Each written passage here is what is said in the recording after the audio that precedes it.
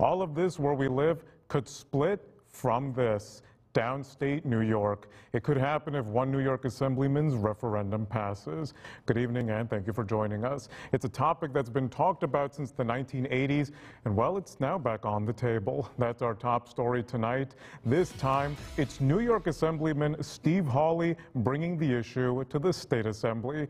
He says it's because of issues, mandates, and philosophies affecting downstate that might not affect the rest of the state.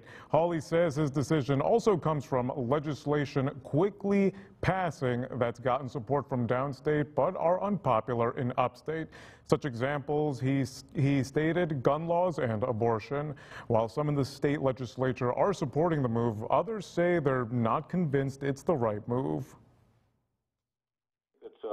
It's something that we ought to ask folks about. Many of these propositions that are foisted on us by folks out of New York City have nothing to do with the rest of the state of New York. So from an economic perspective, it would be very bad for Western New York.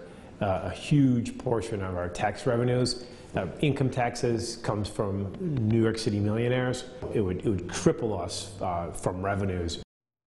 Now, if the referendum passes in the legislature, it would go to the voters to decide. Assemblyman Phil Palmisano, who represents a portion of the southern tier, adds it would be on the ballot in November. Again, that is if it passes. He says he agrees with Hawley's referendum and is a co-sponsor.